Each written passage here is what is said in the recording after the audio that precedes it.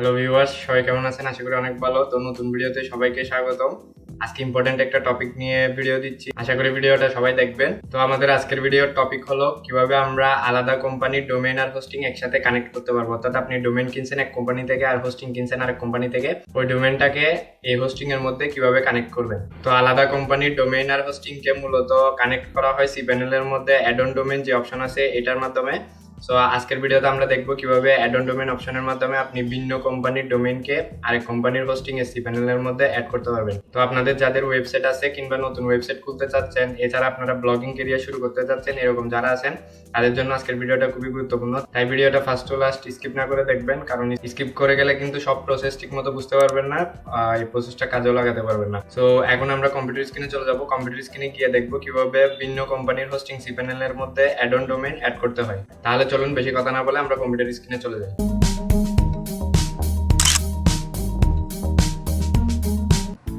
আপনি যদি আমাদের চ্যানেলে নতুন হয়ে থাকেন, এখনই সাবস্ক্রাইব করে পাশের বেল আইকনটি বাজিয়ে দিন।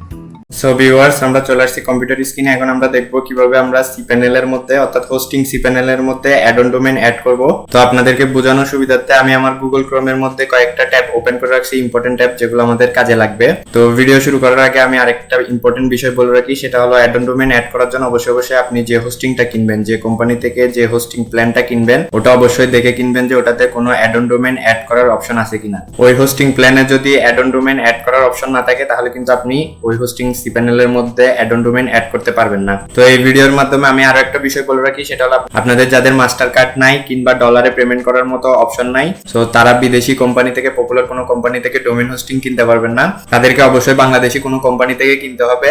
যদি বিকাশ কিংবা রকেটে পেমেন্ট করতে চান, বাংলাদেশি পেমেন্ট মেথড গুলো দিয়ে পেমেন্ট করে ডোমেইন হোস্টিং কিনতে চান, সেক্ষেত্রে বাংলাদেশি কোম্পানি থেকে কিনতে হবে। এখন কথা হলো, বাংলাদেশে ব্যাঙের ছাতার মতো অহরহ ডোমেইন হোস্টিং কোম্পানি জন্মাইছে। মানে কেউ ডোমেইন হোস্টিং নিয়ে একটুখানি জানতে পারলেই সে ডোমেইন হোস্টিং বিজনেস শুরু করে দিচ্ছে। এরপরে সস্তা আজে বাজে সার্ভারের হোস্টিং কিন্তু বিক্রি করা শুরু করতেছে মানুষকে কম দামে। সো অনেকে আছে কম দামে পাওয়ার জন্য সস্তা দেখে লাভ দেয়, এরপরে হলো বিভিন্ন ধরনের প্রবলেমে পড়ে, অনেক সময় সাইট, ডোমেইন এগুলো সব হারাতে হয়। সো বাংলাদেশে ডোমেইন হোস্টিং নিয়ে বাটপারিটা ইদানিং খুব বেশি পরিমাণে বেড়ে গেছে। সেজন্য আপনাদেরকে অবশ্যই কোনো নাম করা ভালো কোম্পানি থেকে ডোমেইন হোস্টিং কিনতে হবে। তো আমি লাস্ট 4 বছরে অলরেডি 10 থেকে 15টা ডোমেইন হোস্টিং কোম্পানি ইউজ করে ফেলছি, দেশি বিদেশি মিলিয়ে। তো এর মধ্যে বাংলাদেশি কোম্পানিগুলোর মধ্যে সবচেয়ে ভালো সার্ভিস পাইছি EBN host, Exon host, Dyna host, এই 3টা কোম্পানি থেকে। তো ডাইনা হোস্ট আর এক্সন হোস্টের হোস্টিং প্ল্যান গুলো কিছুটা হাই প্রাইসের, অর্থাৎ দাম একটু বেশি থাকে। তো আপনার যদি বাজেট ভালো থাকে তাহলে এক্সন হোস্ট থেকে নিতে পারেন, বাট আপনার বাজেট যদি একটু কম থাকে, স্বল্প বাজেটে সবচেয়ে বেস্ট সার্ভিস দেয় হলো ইবিএন হোস্ট। এটা আমি আমার আরো অনেক ভিডিওতে বলছি, ইবিএন হোস্ট কে প্রমোট করছি। এটার মেইন কারণ হলো আমি ইবিএন হোস্ট থেকে কোনো স্পন্সরশিপও পাই নাই কিংবা ওরা আমাকে পেও করে নাই তাদের পক্ষে বলার জন্য।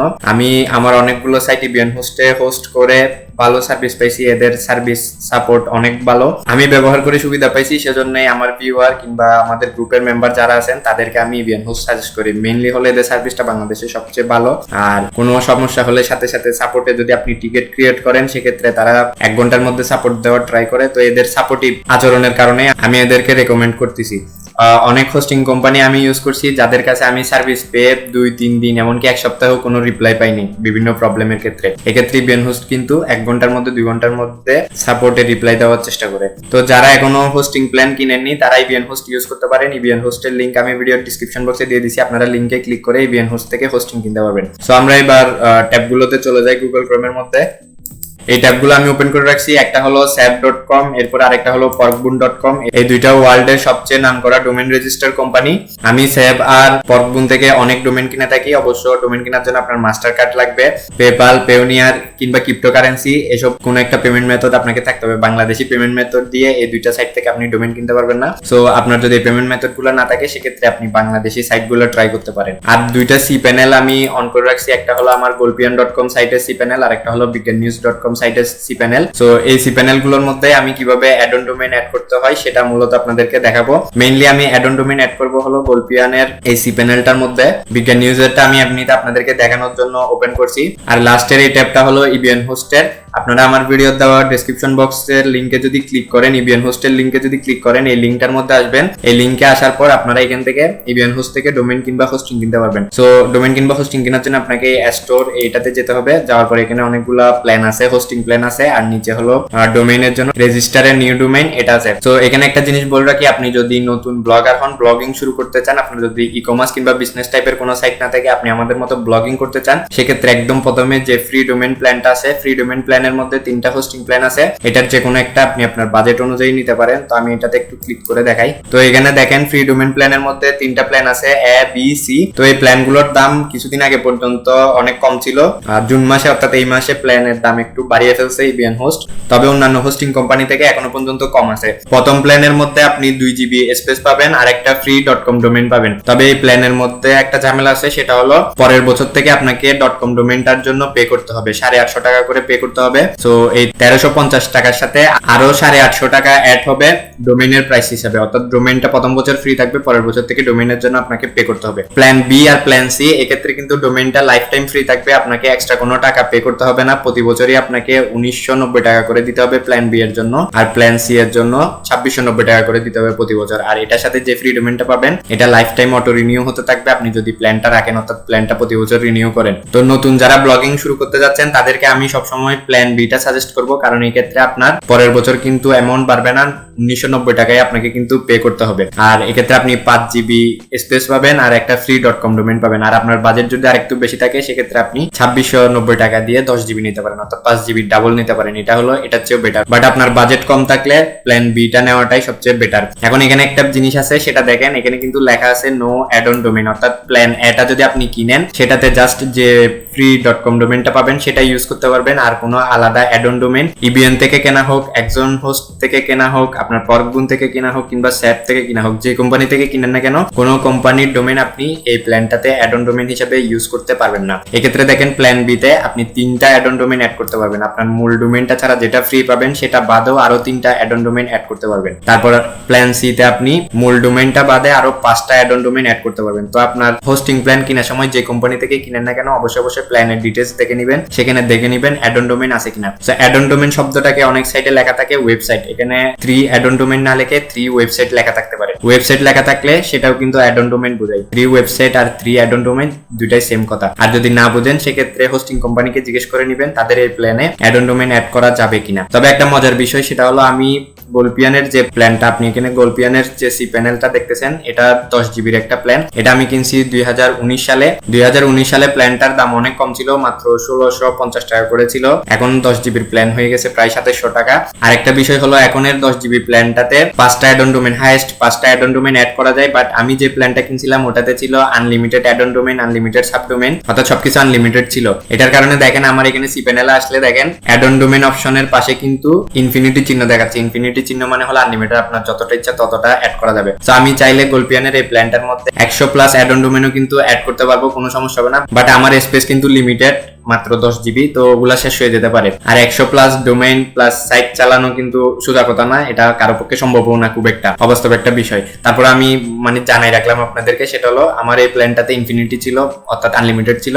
বাট এখন ইবিএন হোস্টেল লিমিটেড করে ফেলছে, এটাতে হলো 5টা, প্ল্যান বি তে হলো 3টা। তো আমাদের বেসিক জিনিস জানা শেষ, এখন আমরা মূল কাজে চলে যাই। মূল কাজে যাওয়ার জন্য আপনাকে আরো একটা ইম্পর্টেন্ট কথা মনে রাখতে হবে, সেটা হলো আপনি যে কোম্পানি থেকে ডোমেইন কিনেন না কেন, বাংলাদেশি কোম্পানি থেকে যদি ডোমেইন কিনেন, অবশ্যই ডোমেইনের ফুল কন্ট্রোল প্যানেল নেবেন। বাংলাদেশে অনেক বাটপার কোম্পানি কিন্তু কম দামে ডোমেইন বিক্রি করে, তারা কিন্তু ইউজারকে ফুল কন্ট্রোল প্যানেল দেয় না, কারণ তারা বিভিন্ন ফেক ডাটা ইউজ করে, বিদেশি কোম্পানির অফারকে হলো অ্যাবিউজ করে হলো ফেক ডোমেইন নিয়ে দেয়। ওদের কাছে হলো আপনার ডোমেইনের কন্ট্রোল প্যানেলটা থাকে, আপনি ডোমেইনের কোনো কিছু চেঞ্জ করতে পারবেন না। কোনো কিছু চেঞ্জ করতে চাইলে এদের সাথে মেসেজ করতে হবে, এরা চেঞ্জ করে দিলে দেন চেঞ্জ করতে পারবেন, নিজে চেঞ্জ করতে পারবেন না। তো এই ধরনের কোম্পানি থেকে ডোমেইন না কেনার জন্য আমি বারবার মানা করতেছি, আমি আবার বলতেছি, এই ধরনের কোম্পানি থেকে ডোমেইন কিনবেন না। বাংলাদেশি কোম্পানি থেকে যদি আপনি ডোমেইন কিনতে চান, অবশ্যই ডাইনা হোস্ট, একজন হোস্ট অথবা ইবিএন হোস্ট, এই 3টা কোম্পানি থেকে কিনবেন, কারণ এরা আপনাকে ডোমেইনের ফুল কন্ট্রোল প্যানেল দিয়ে দিবে। আপনি আপনার ইবিএন হোস্ট অ্যাকাউন্টে কিংবা একজন হোস্ট অ্যাকাউন্টে কিংবা ডাইনা হোস্ট অ্যাকাউন্টে ঢুকেই আপনার ডোমেইনের যাবতীয় সবকিছু কিন্তু চেঞ্জ করতে পারবেন। নেম সার্ভার থেকে শুরু করে ডিএনএস রেকর্ড সবকিছু কিন্তু ডিটেইলস চেঞ্জ করতে পারবেন নিজে,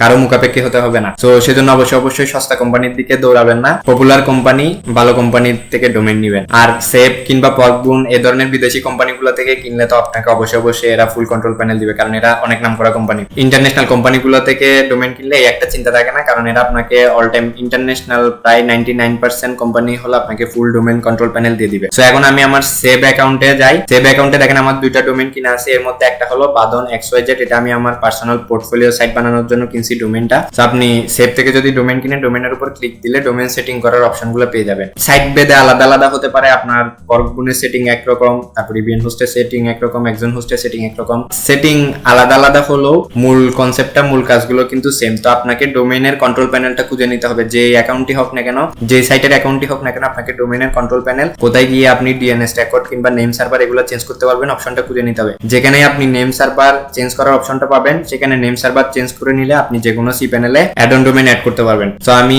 বাদন XYZ এটাতে যাই। তো এই ডোমেইনে ক্লিক করার পর দেখেন এখানে নেম সার্ভার চেঞ্জ করার অপশনটা একদম শুরুতে চলে আসছে। আমার ডিএনএস রেকর্ড চেঞ্জ করার অপশনে যেতে হচ্ছে না। ডিএনএস রেকর্ড চেঞ্জ করার জন্য আমাকে ম্যানেজ ডিএনএস এটাতে যেতে হবে। তো আমাদের আপাতত ডিএনএস রেকর্ডের কোনো কাজ নেই, আমার হলো নেম সার্ভার চেঞ্জ করতে হবে। নেম সার্ভার চেঞ্জ করার জন্য এখান থেকে আমি নেম সার্ভার চেঞ্জ করে নিতে হবে। এখানে আমি চেঞ্জ করে এটা চেঞ্জ করে আপডেট দিলে আমার নেম সার্ভারটা কিন্তু সেভ হয়ে যাবে। তো আমি নেম সার্ভারটা এই টিউটোরিয়াল বানানোর জন্য আরো আগে থেকে কিন্তু চেঞ্জ করে রাখছি। এখানে আগে কিন্তু সেভ এর ডিফল্ট অর্থাৎ সেভ কোম্পানির ডিফল্ট যে নেম সার্ভার ছিল সেটা কিন্তু ছিল, সেটা আমি ডিলিট করে দিয়ে এখানে ইবিএন হোস্টের নেম সার্ভার দিয়ে দিছি, কারণ আমি আমার গোলপিয়ানের cPanelটাতে এই ডোমেইনটা অ্যাড করব। সো এখানে যে নেম সার্ভারটা দেখতে পাচ্ছেন এটা হলো গোলপিয়ানের cPanel এর নেম সার্ভার।